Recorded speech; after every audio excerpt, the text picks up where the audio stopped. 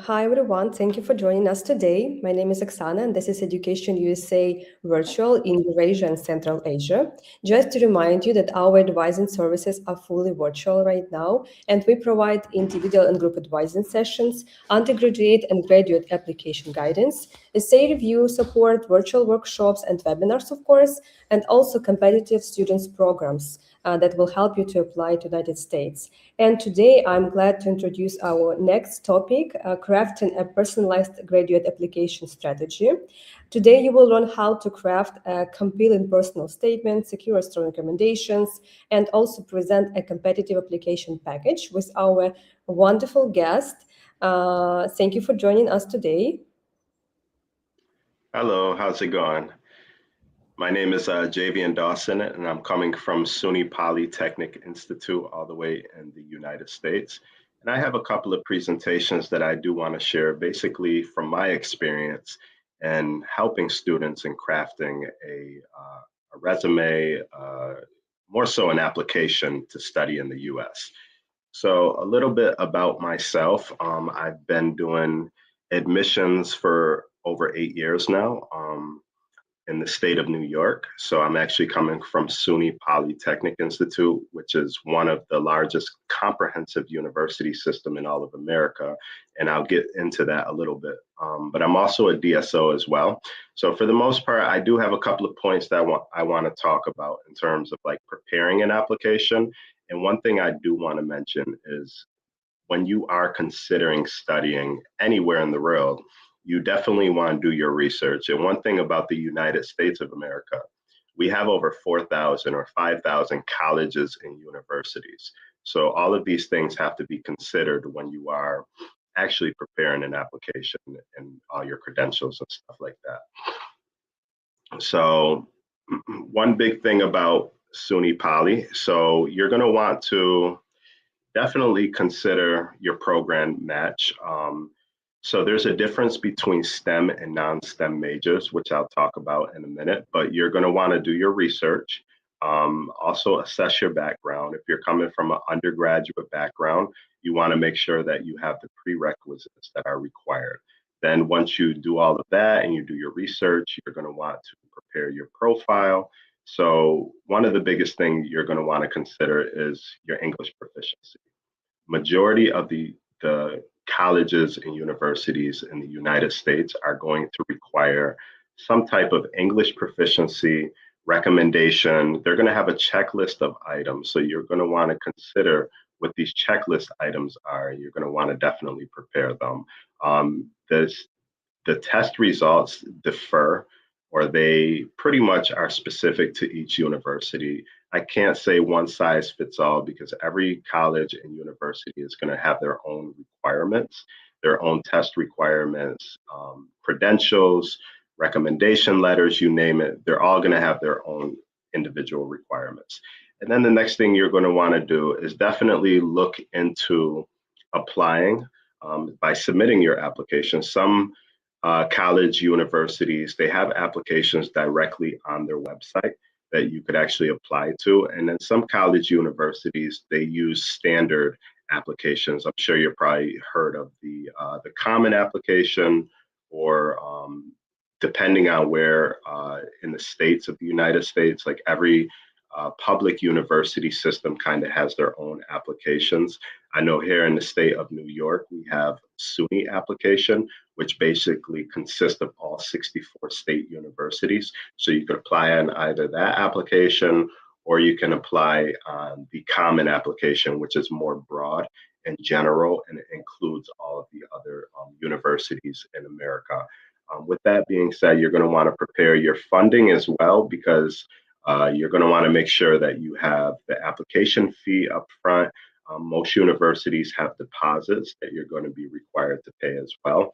And then a big push is also looking at the scholarship packages. One of the biggest thing about going to a university is you have to understand that you're making an investment. So you're going to want to make sure that when you are looking into a university, it fits your cost description or your affordability or whatever you can afford.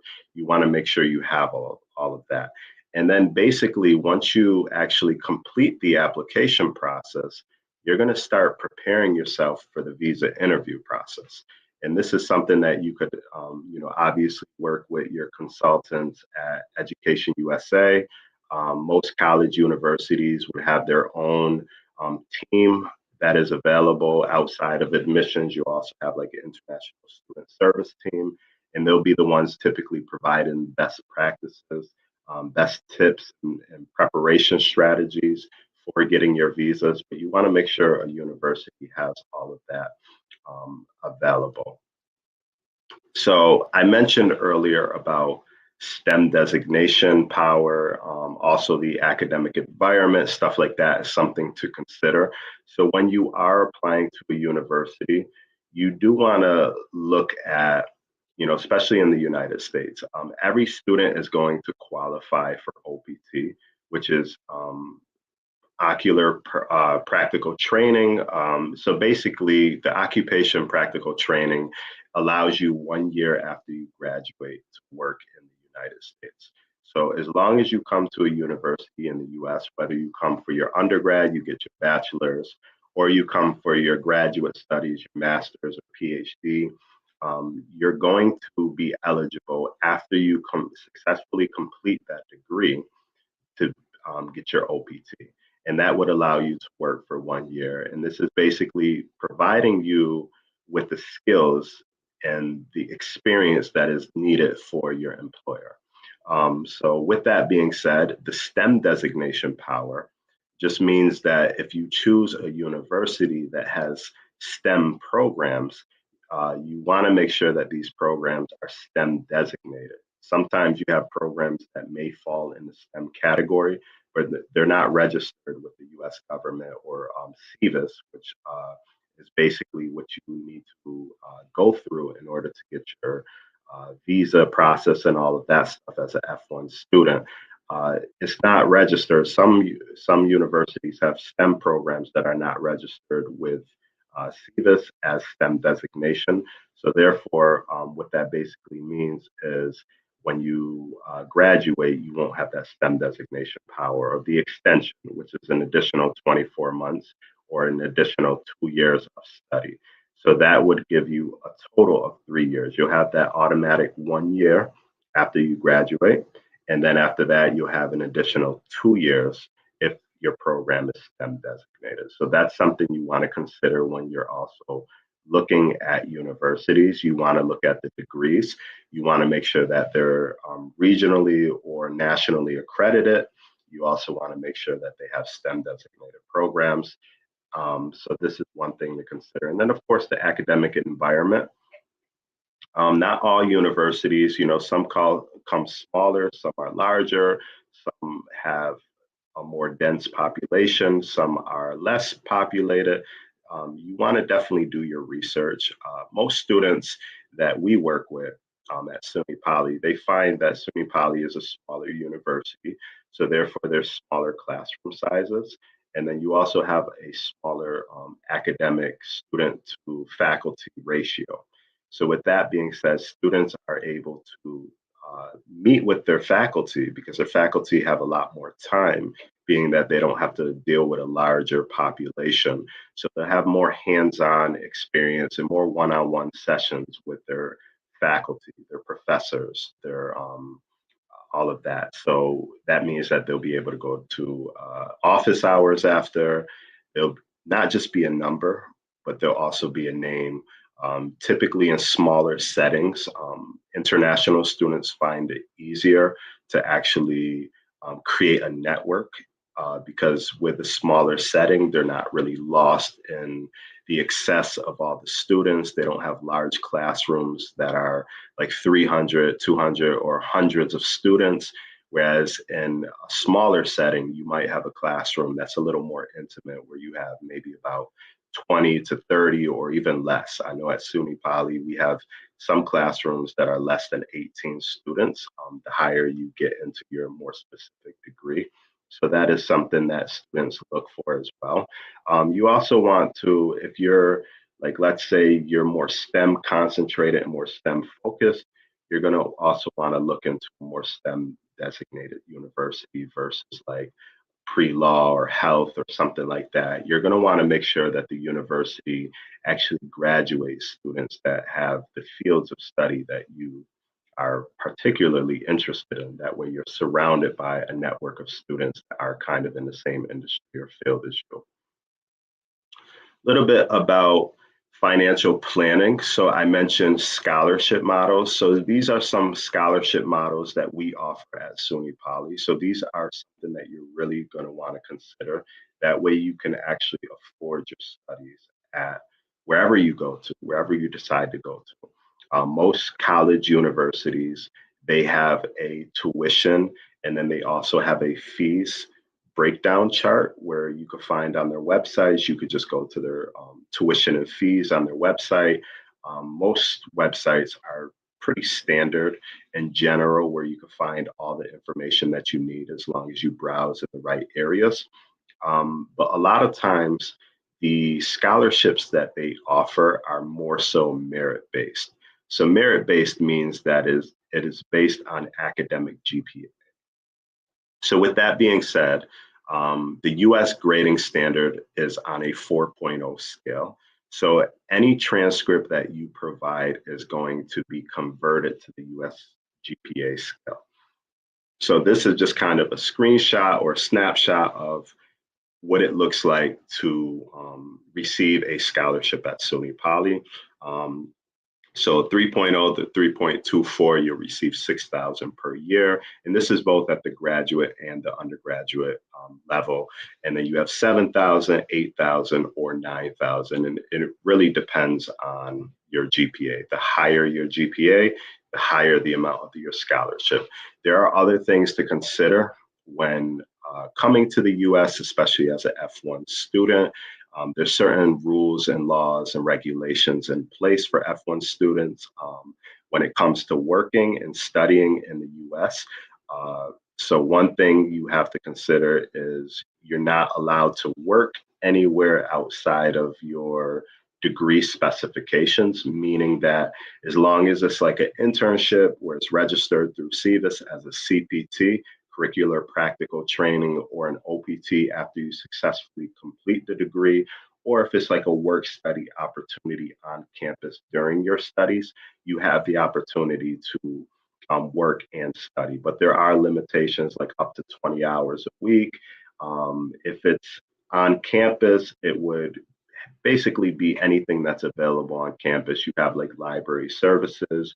You could become an RA, where basically you're a registered aide on campus where you're helping students with the residential life and housing. That could potentially pay for your housing and food cost. You also have um, your opportunities in food services facilities, you name it. There's different opportunities that you can work on campus while studying, but you're only allowed to work up to 20 hours a week. And I would say that you don't want to typically consider this as paying for your tuition or all of your fees. You want to make sure you prepare your bank financial statement. You go over the COA, the cost of attendance, before actually applying. That way you could actually cover the funds for the 2 years of study that you're there, or the 4, or however many years you're there.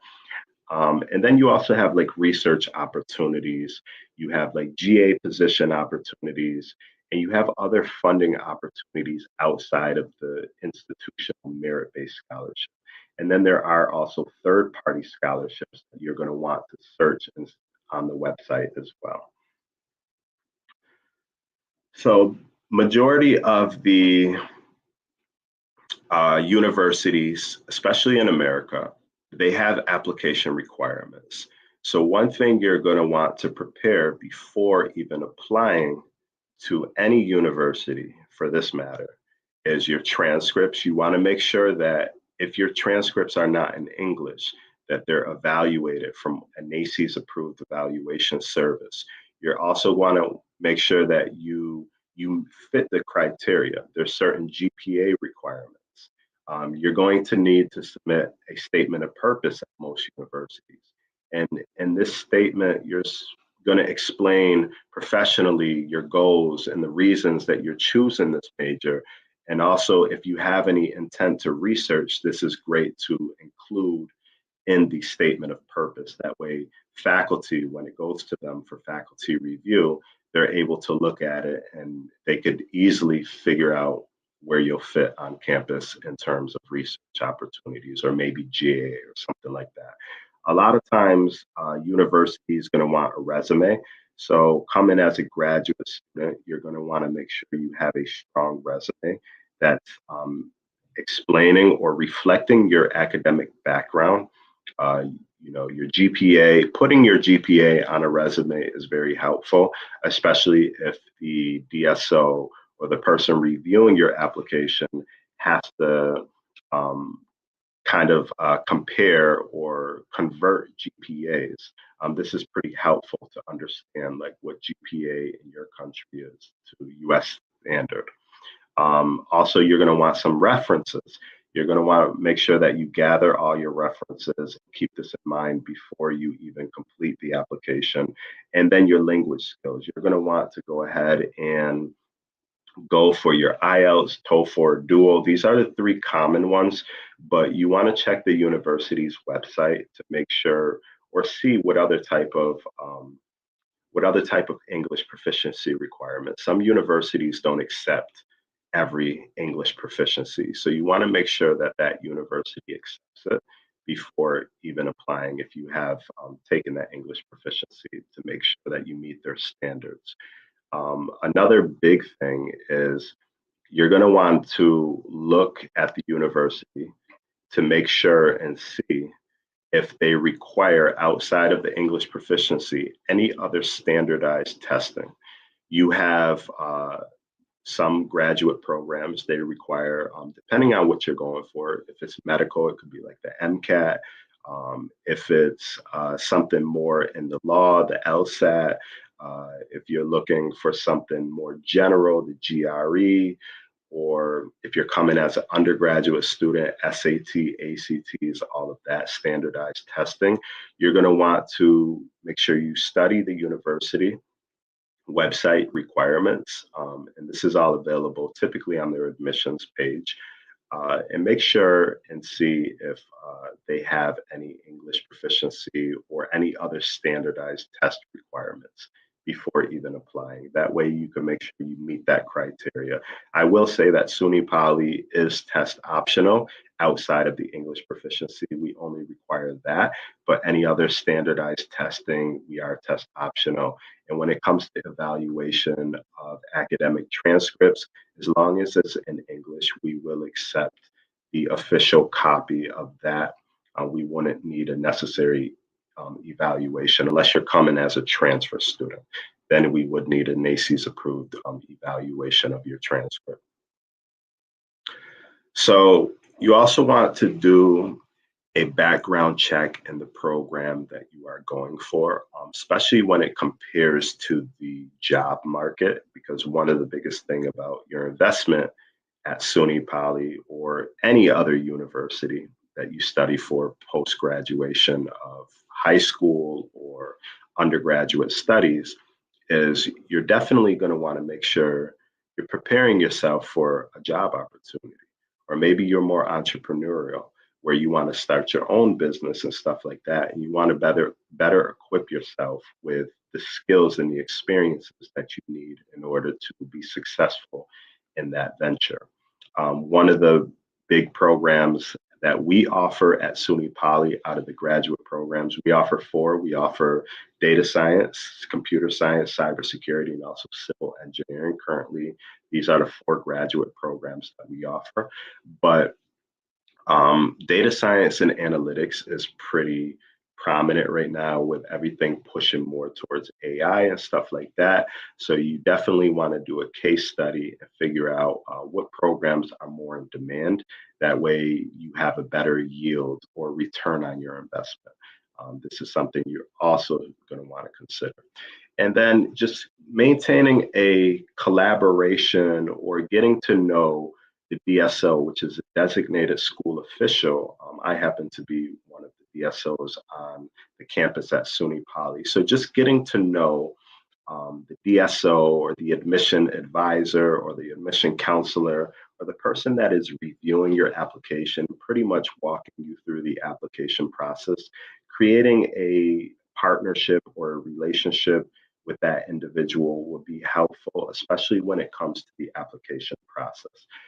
There are a lot of schools that are um, very competitive, where in order to get into the university, you would have to pretty much meet a lot of eligibility requirements. And then on top of that, if you have two of the same application that reflect very similar academic profiles and backgrounds and stuff like that, and it is a competitive program where they're only allowing maybe like 50 students in that program, you're going to want to make sure you stand out. And ways that you could do that is through like uh, extracurricular activities that you're doing, and also developing that relationship with the DSO or the admission advisor who is reviewing your application.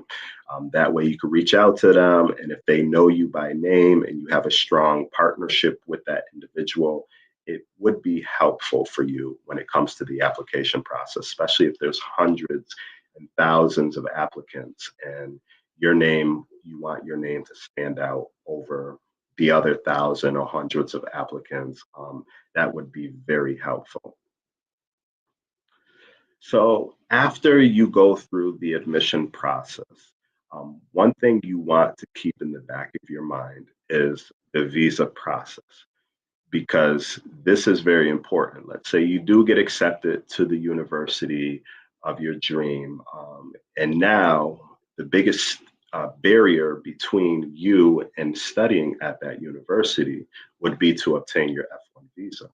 So, in order to obtain that, you're going to need a couple of things from the university in particular. One of the things you're going to need is obviously the acceptance letter. Sometimes you need sometimes students request invitation letters. I'm not really sure by data if that's really helpful or if the embassies actually take that into consideration. But for the most part, you're going to want all your documents from the university. And one of these documents is your I-20. In order to receive this I-20, you have to also prepare your mind for paying the expenses that is appropriate. Some universities have I-20 fees. Some universities only have a deposit. So after you get accepted into the university, in order to confirm your enrollment, you have to pay the enrollment deposit. Here at SUNY Poly, that enrollment deposit is only $250. This is US dollars. This is not an additional fee. This is more so a placeholder that is credited back to your account once you actually, once you actually go through the matriculation process and you finalize everything, and you actually receive your bill that is generated for that semester or that term, then you will see the $250 deposit credited back to your overall balance. Some universities don't do that. It's more of a fee that you have to pay that is non-refundable. You have to make sure you find that out before committing to a university. Some universities refund it if your visa was denied, as long as you provide ample amount of proof that your visa was denied or rejected, or maybe within 30 days you decided to change your mind and now you no longer want to study in the US. As long as you are communicating with your admission advisor, your DSO, through that admission process, that would determine whether or not you will get the refund for the deposit. But pretty much another thing for receiving the I-20 is you're going to need bank and financial statements. Every university will list the amount that is required for the I-20 on the bank and the financial statements. The bank statement is basically a letter, usually a paragraph long, from your bank, or let's say you have multiple sponsors and they each provide a bank statement showing that they have the funds available that would be able to fund your actual studies. That all adds up to the I-20 amount that is required. So And then you would also have the financial statement, which is pretty much kind of like a cover letter to the bank statement, just kind of like explaining like all your individual sponsors listed on it. That way, if you had like multiple sponsors from family members, stuff like that, then it'll all be listed um, on the actual financial statement. And then paying the SEVIS fee, you want to prepare yourself. It's typically, I don't know I think it's 350 US dollars. This is definitely bound to change, but this is the federal government of the US, where no universities have control of the SEVIS fee and the fees that are required for the actual application to the visa and the visa appointments. So these are additional fees, but you're also going to want to submit your DS-160. The DS-160 is pretty much an application to your visa. And in order to be successful, I mean, there are times where students falsify some information. You want to make sure you complete this as honest as possible and as accurate as possible. Make sure if you're using your names and all of that, or names of sponsors or family members or friends or anything like that, you use the name that is listed on their passports. And you also alert them if you are using any references. That way they are aware. So that's pretty much the basic steps. And then after that, you're going to go for your visa interview. And pretty much these are some tips and tricks or best practices that Education USA could actually help you with a lot more. But these are things to kind of keep in your mind when you are preparing for study in the US and also for your application and all of that stuff. Let me see. So yeah, I basically mentioned all of these. If you want, you can take a screenshot of this.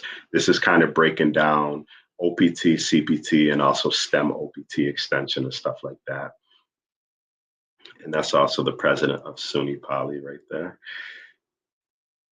Great, thank you so much. Should we switch to the second presentation? Sure, we can. So yes, please, let's switch to that. So this one is a little more specific to SUNY Poly. I just wanted to kind of give an overview of some of SUNY Poly's requirements and stuff like that. I hear Polytechnic outside of the US is considered like a trade school, but here at SUNY Poly, Polytechnic is actually our way of saying that we provide applied learning. So not only are you going to get theory, but you're also going to get the practice that you need. We have labs on our campus. We have research labs. We have 14 research labs for students to conduct research as early as the first semester. We also have job opportunities, and we have so many hands-on labs on our campus that would better prepare you for the skill sets that you need upon graduating from SUNY Poly. Let me see. This is loading. Little bit about our location. So I mentioned that we are in the state of New York. New York is a large state. You have quite some ground to cover, but every time people hear New York, they think of New York City. So we're smack dab center in the state of New York. And one thing about SUNY, SUNY, State University of New York, it's the largest comprehensive public university system in all of America. Every state, California, Connecticut, Pennsylvania, Vermont, Massachusetts, you name it, they all have their own public university or state university system. We happen to be the state university system of New York, and we offer 64 independent universities within the umbrella of SUNY. So we are about 4 hours away from New York City in terms of driving. And then if you decided to fly, it'll be probably like an hour or so. Let's see.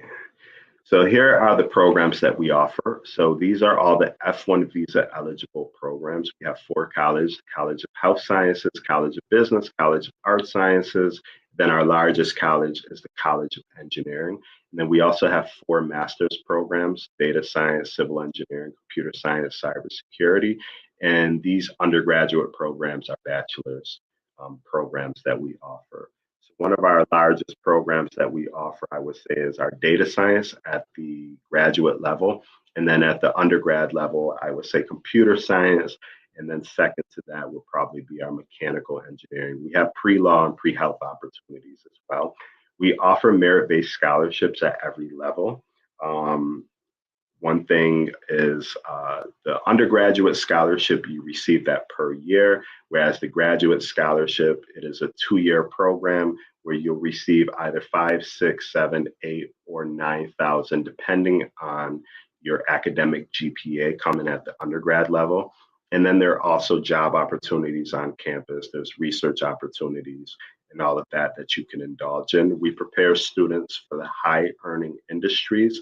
I mentioned the labs that we have on campus. So this is anywhere from advanced manufacturing to AI machine learning, even social work, pre-law opportunities, healthcare opportunities, finance, and of course, engineering.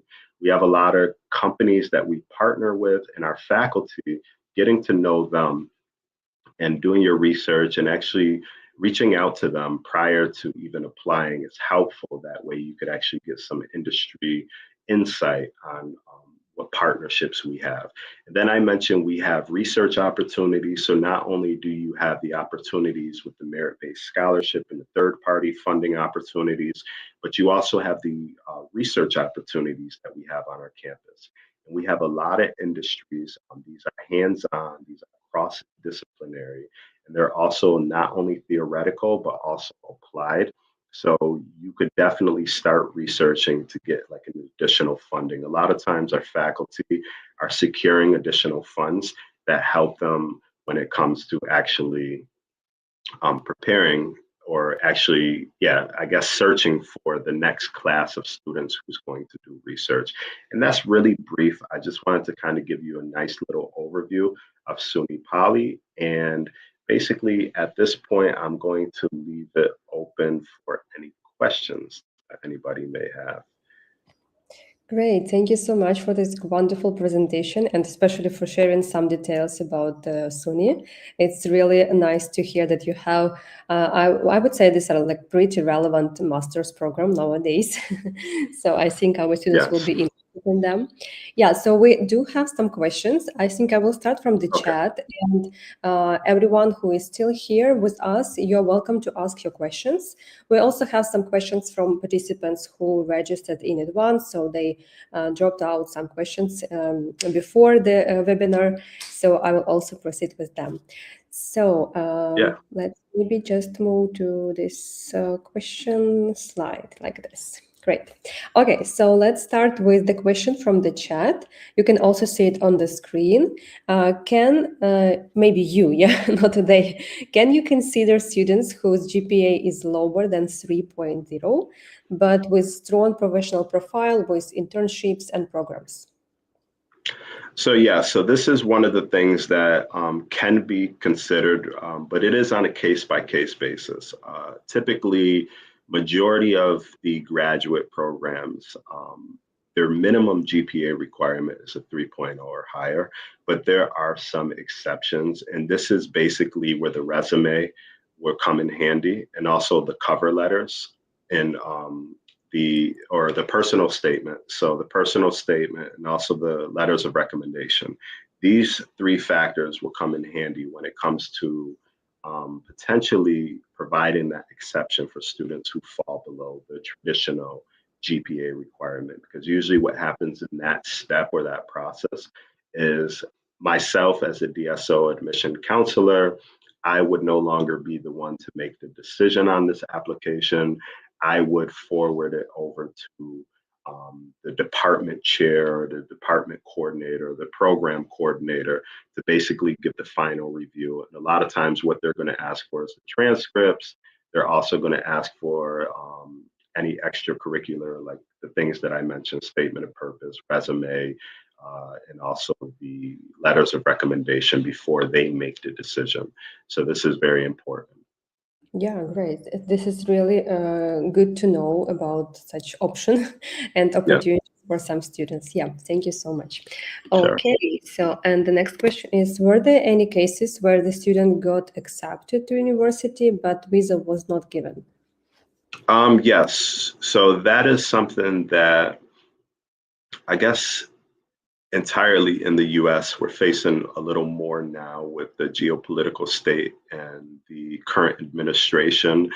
There have been times when this was the case. And of course, like I mentioned earlier, if there is like a tuition deposit that is required, this is typically something that could be refunded if a student were not to successfully receive their, excuse me, their visa or secure their visa, then these are things that kind of do happen. Usually, in these particular cases, I advise students to reach out to Education USA consultants to kind of speak about, opportunities, best tips and practices. A lot of times, I'm going to want to look at the student's DS-160. I want to just kind of review that to see if maybe you didn't complete it properly. Maybe you missed crucial information, and maybe there's a better way for you to complete that to make sure that it's not something that they pretty much, I guess, a lot of times, usually before a student gets into the actual consular seat or the interview, their application is already reviewed, their DS-160, their financial statements, all of that. So if there's any inaccuracies or errors in that, that could prevent or potentially prevent the student from receiving their visa. So yes, this is something that does happen, but I do tell students that just because you get a visa denial, it's not the end of the world. You can reapply for the visa, and there are things that you would pretty much have to consider when reapplying. But these are things that we could advise, and we could also consult students or advise students to reach out to the appropriate sources. Yeah, great. Thank you so much. And I also would like to mention that this is like a hot season for visas right now, for Yes. issuing visas. So if you have any questions or who's hesitating about something, you're welcome to reach out to Education USA and ask your questions. We have an option with one-on-one advising sessions, so you don't need to visit any group sessions. But if you have some specific questions, you're welcome to ask our advisors personally, and we will be glad to help you with any questions. Great, thank you so much. So I think the next question is about PhD in social work. So do you have PhD in social work at SUNY Poly? And what is the TOEFL requirement minimum score? Yeah, so I'll start with the TOEFL minimum requirement. That would be 79 across the all of the programs that we offer here at SUNY Poly. As far as PhD in social work, currently we do not have PhD in social work. We do have some programs that are 100% online, and that means that it just doesn't fit the criteria to be F1 visa eligible. So if you wanted to stay in your country and browse our website to find out the online programs that we offer, you could apply to some of our online programs. As far as social work, we don't particularly have that program. I do know we have like a IDT program. We have like a nurse practitioner and psychiatric mental health profession program and stuff like that. But social work, we don't particularly have. We Mhm. just have our master's program, the civil engineering, computer science, cybersecurity, and data science analytics. And they're actually talking about getting a data science analytics Mhm. PhD program. That should be very soon. Yeah, that's great. Thank you so much. Yeah. Do you accept students with the best GPA score, but who haven't taken IELTS, TOEFL, SAT? So, in particularly, most universities in the United States are going to require an English proficiency. And with that being said, I mean, it is pretty much required as well. Even if you have a great GPA, because that GPA could have been in your language or it could have been in another language that's not English. So we need to make sure that you actually are able to actually comprehend. We don't want to set you up. You want to make sure that you can actually speak English, you can actually write, read, comprehend it, and all of that stuff. That way, you're best prepared. So having English proficiency is definitely something that is required. There are times where maybe there are exceptions. Like let's say you went to an English speaking country for your undergrad. such as the UK or somewhere else. These are exceptions to that rule. Or maybe you're already in the US and you've went to a US university. So again, that's an exception to the rule. Or maybe your instruction or your medium of instruction was in English. These are things to consider, but of course that would be a case by case basis. And the general rule is that you would need an English proficiency requirement. Yeah, great. Thank you so much. Sure. Okay, so and we do have a couple of questions from registered participants, and I will start with maybe such interesting question is how to demonstrate your values that go along with university values. Yes. So I'm sorry, can you repeat the last part of that? Yeah, how to demonstrate personal values that go along with university values? Like, what is the best way to do it to show that you support these values of the university as well? Yeah, for sure. So a lot of times that would be in your personal statement or your statement of purpose. In that, you're going to want to be pretty specific to why you're coming to this university or why you're considering it. You're definitely going to want to tailor your statement of purpose. And this would demonstrate that you actually value the university's values and you also understand and you've done your research to know what is available at this university. You want to make sure that this is expressed. Some universities do interviews as well, where before they actually accept a student, they do an interview. It might be a virtual, it might be in person if they're in your country, something like that. But within these interviews, they could pretty much probe if the student is the right candidate. Here at SUNY Poly, we don't do the interviews. So really the statement of purpose is something that we strongly consider. And also just throughout the application process, it's sometimes a pretty lengthy process. So I would be able to have those one-on-one sessions with you and kind of get to know you a lot better. Yeah, that's great. Thank you so much. Yep. Okay, I think we have the last question, and this is about recommendations.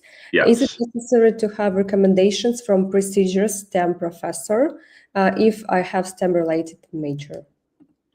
Yeah, so recommendation letters, I would advise that they do come from your professors.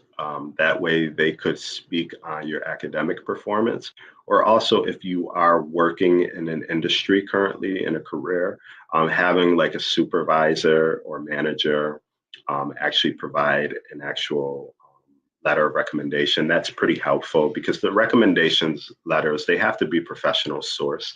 They can't be personal, like family member or something like that. They would have to be professional. Great. Thank you so much. I think Sure. that's it. Yeah, it was very nice to see all the slides that you have presented today. And thank you so much for such detailed steps of like application strategy. I think it was pretty helpful for our students to define what they should do and where they should start actually the application process. Thank you so much for joining us today. And thanks everyone for being with us today. We will be glad to see you also during our next webinars. Yes, for sure. Thank you, everybody. And if you have to reach out or you want to reach out to me, my contact information is on the screen. Feel free to screenshot that and copy that information. And this was great. Thank you all for having me. Thank you, Education USA. And I'm sure it's evening time right now. So have a great evening. Is there another question that popped up? Yeah, I think yes, this is about extracurricular activities. Activities really strong or GPA played the main role in application? Okay, let's finish with this one. Yeah, sure. So majority of the universities are going to say GPA is the strongest factor. But again, there are case by case basis where maybe the GPA is not strong and maybe they have extracurriculars. If it's relevant to the program, like let's say you're trying to get into the health field and you have like, working experience in the health industry or pre-law or you name it, engineering, you have the relevant background, then these extracurricular activities would play into it. And also when you're talking about like sports or clubs or anything like that, this is this is definitely going to show that, sports is going to show that you have great structure. And sometimes it even helps with the lower GPA. Like if you are a D1 athlete and you have this on your resume, then your GPA is lower, then it shows that your commitment was stronger in your athletics. So this is something to consider. But usually the GPA plays the main factor, but then everything else is kind of like subsidiary and the secondary, where if the GPA is not as strong, that's when advisors start looking at the other components, the application, and not just GPA. Great. Yeah, so thank you so much. And thanks again, everyone, for joining us today. If you have any questions, please reach out to Education USA Virtual, and we'll be glad to help you with any question. Thank you so much, and see you. Take care, everyone. Bye-bye.